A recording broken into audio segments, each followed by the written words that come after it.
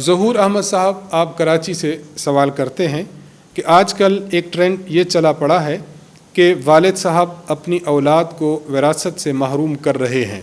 مثلاً اخبار میں ایک خبر دے دی کہ میرا فلاں بیٹا میری جائیداد سے محروم ہوگا، میں اس کو اپنی جائیداد سے آگ کرتا ہوں۔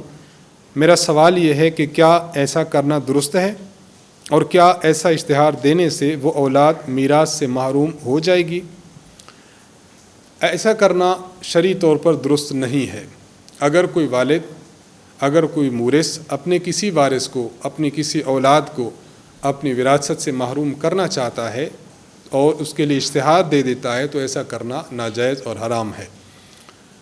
جناب رسول اللہ صلی اللہ علیہ وسلم سے مروی ہے، مشکات میں بھی یہ حدیث موجود ہے کہ آن حضرت صلی اللہ علیہ وسلم نے فرمایا کہ جو شخص کسی وارث کو اس کی میراث سے محروم کرے گا تو قیامت کے دن اللہ تعالیٰ اس شخص کو جنت سے محروم فرما دے گا۔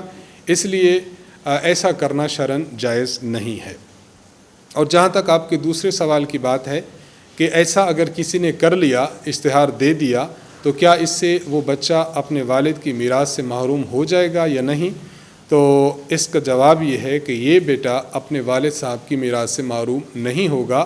والد صاحب کی وفات پر جس طرح باقی بیٹوں کو اور باقی اولاد کو اس کی وراثت سے حصہ ملے گا، تو اس بندے اور اس بچے کو بھی اپنے والد صاحب کی وراثت سے حصہ ملے گا۔ والد صاحب کے اشتہار دینے کی وجہ سے یہ بیٹا والد کی میراث سے محروم نہیں ہوگا۔